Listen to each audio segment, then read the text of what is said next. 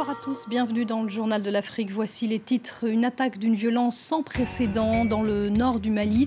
Ce sont les mots d'un haut responsable de l'ONU après la mort de 5 casques bleus tchadiens près de Kidal. Les assaillants ont utilisé 3 modes opératoires, mines, mortiers et armes légères.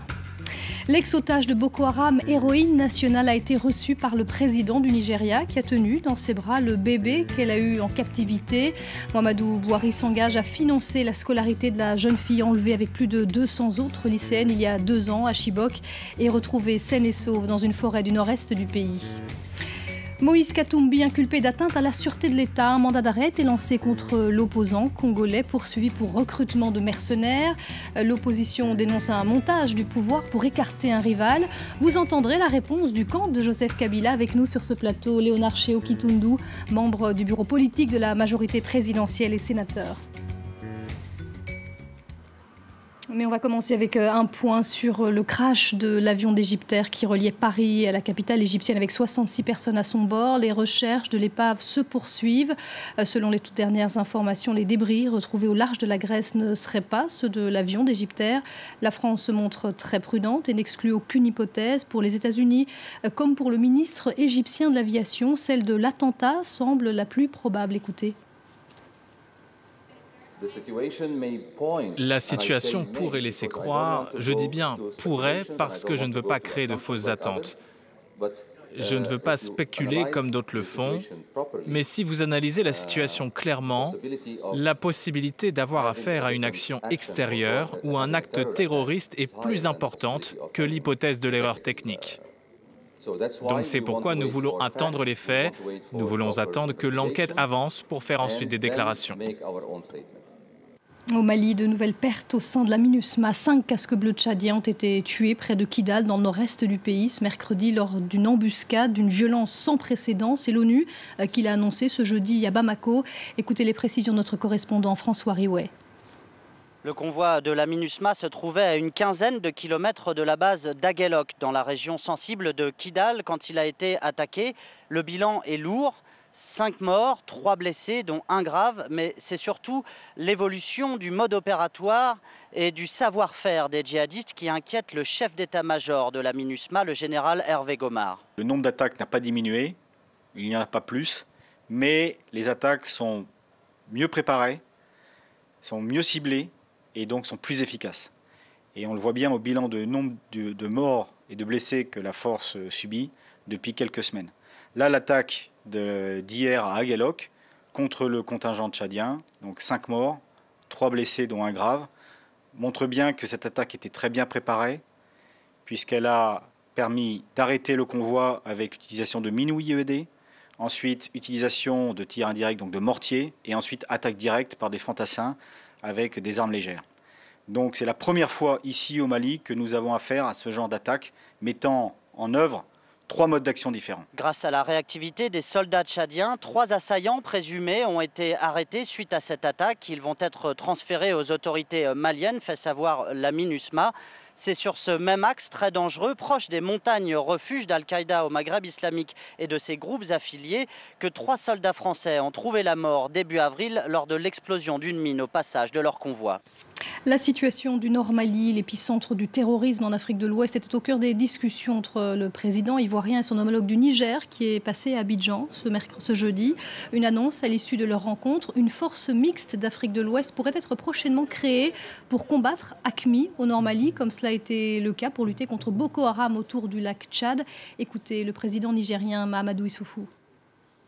Alors on s'est dit pourquoi ne pas envisager la mise en place d'un tel modèle pour lutter contre le terrorisme au nord Mali.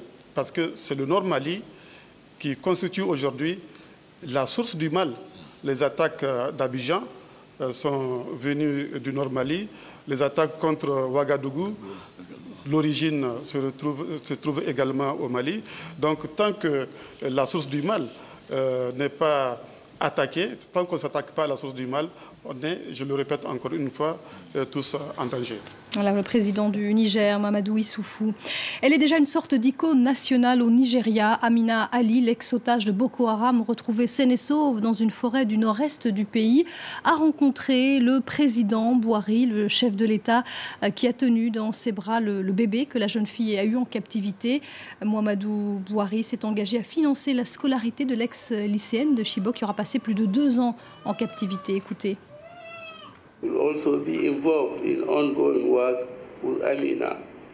Nous allons nous impliquer dans le travail en cours avec Amina. On va suivre ses progrès et lui apporter tout le soutien qu'elle demandera. La reprise de sa scolarité, qui a été si brutalement interrompue, sera une priorité majeure du gouvernement fédéral.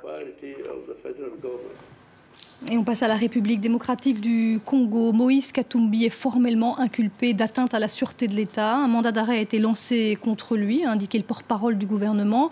L'opposant numéro 1, candidat à la présidentielle, est poursuivi pour une affaire de recrutement de mercenaires. 4 de ses gardes du corps, dont un Américain, ont été interpellés. Pour l'opposition, il s'agit d'une manipulation orchestrée par le pouvoir. Écoutez. Il y a un ancien allié qui devient adversaire aujourd'hui. Politiquement, ils veulent chercher comment le clouer, comment l'empêcher, évidemment, de pouvoir gagner les élections ou se présenter aux élections prochainement. Et on va continuer à parler avec notre invité Léonard Sheoki-Tundu. Bonsoir. Bonsoir. Vous êtes sénateur, membre du bureau politique de la majorité présidentielle. Alors, on vient de l'entendre, hein, l'opposition dénonce un harcèlement contre un ancien allié devenu opposant. Certaines organisations de défense des droits de l'homme vous font les mêmes reproches, tout comme certains États occidentaux. Quelle est votre réponse à ce qu'on vient d'entendre ? Mais quand j'entends ça... je n'arrive pas du tout à comprendre parce que, comme vous savez, il y a certains faits qui ont été retenus contre Moïse Katumbi. Le fait qu'on soit candidat à la présidence de la République ne vous exonère pas des responsabilités par rapport aux faits que vous avez commis. Et là, il y a eu toute une procédure préjudictionnelle qui a eu lieu. Et il a eu le temps de s'expliquer auprès du procureur. Alors maintenant, on passe à une autre étape, c'est qu'effectivement, on est au stade de l'inculpation. Ce qu'il faut savoir dans ce genre de situations, c'est qu'il faut que la procédure soit régulière, que le principe du procès équitable soit garanti, particulièrement le droit de la défense. En l'espèce, je ne pense pas du tout que ce principe ait été atteint jusqu'à présent. Alors, ce que dit, excusez-moi... Il n'y a aucune manipulation. Moïse Katumbi n'est pas un adversaire du tout. Lorsque nous aurons un candidat, je peux vous assurer que c'est un poids-mouche.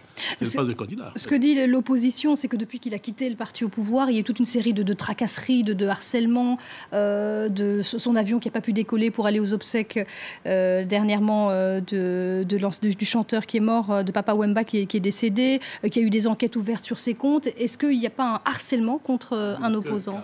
Je peux vous assurer, il n'y a aucune volonté de harcèlement de la part du pouvoir, parce que, comme je vous dis, sur le plan politique, Moïse Katumbi ne constitue pas un adversaire pour la majorité. Je vous assure. Alors, un adversaire pour la majorité, ça c'est en cas de présidentielle, oui. Mais c'est une autre décision qui a fait bondir l'opposition récemment, puisque la Cour constitutionnelle a autorisé le président Kabila à rester au pouvoir au-delà de son mandat si les élections n'avaient pas lieu, comme prévu, fin 2016, alors qu'on sait donc que le président Kabila ne peut pas se présenter pour un 3e mandat. Mais est-ce que ce n'est pas une manière déguisée, finalement, d'obtenir un 3e mandat sans élection, le fait de rester au pouvoir au-delà de son mandat? D'abord, ce n'est pas la Cour qui autorise le président Kabila à rester au pouvoir au terme de son mandat. C'est la Constitution qui autorise le président de la République à rester. C'est ce qu'il dit. Il y a 2 dispositions importantes dans la Constitution. Il y a l'article 70 et l'article 75. 2 postures, donc. Un président en exercice qui arrive au terme de son mandat, eh bien, à ce moment-là, il attend que le nouveau président élu soit effectivement installé pour qu'il quitte le pouvoir, pour passer le flambeau. Donc c'est ça, c'est ce que dit l'article 70 de la Constitution. Et par rapport à l'article 75, lorsqu'un président est en plein mandat et qu'il est confronté à un cas d'empêchement définitif d'exercer le pouvoir, à partir de ce moment-là, c'est le président du Sénat qui assume l'intérim. Donc ici, la Cour n'a fait que trancher par rapport à la polémique que l'opposition a soulevée, par rapport à l'interprétation de l'article 70. Et qu'est-ce que vous répondez par rapport à plusieurs États comme la France ou encore la Grande-Bretagne qui s'inquiètent, qui demandent au Congo de préparer de bonne foi des élections, qui s'inquiètent qu'on s'écarte de l'ordre constitutionnel? Qu'est-ce que vous dites pour rassurer finalement vos partenaires? Non, pas du tout, mais bien au contraire. Ce que nous voulons maintenant, c'est que la Constitution soit respectée scrupuleusement. Et c'est la Constitution qui autorise le président actuel de rester en fonction en attendant le nouvel élu. Donc, par rapport à la Constitution, franchement, il n'y a aucun reproche à faire actuellement par rapport au président de la République. Donc la situation est tout à fait normale, la Constitution sera respectée. Et respecter la Constitution, c'est autoriser au cas où les élections ne sont pas organisées avant l'expiration du mandat du président de la République, celui-ci reste en fonction en attendant le nouvel élu. Et que celui-ci soit élu antérieurement à l'expiration de son mandat ou postérieurement à l'expiration de celui-ci. Merci beaucoup, Cheikh Doudou, d'être venu sur ce plateau dans le Journal de l'Afrique. On va terminer cette édition en musique, puisqu'il y a eu cette information qui intéressera les fans de rail. Aujourd'hui, la Cour d'appel de Paris a donné gain de cause à Khaled, le roi du rail, qui était accusé de contrefaçon pour la composition de son tube international Didi par un auteur algérien, Cheb Rabat. Donc finalement, il a eu gain de cause et c'est l'occasion de terminer en musique avec Didi.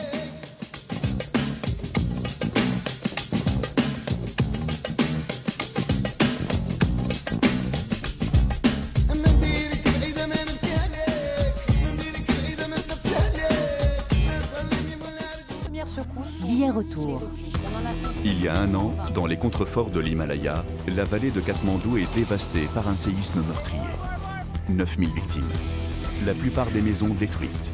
Une partie du patrimoine de l'humanité entièrement rasée en quelques minutes.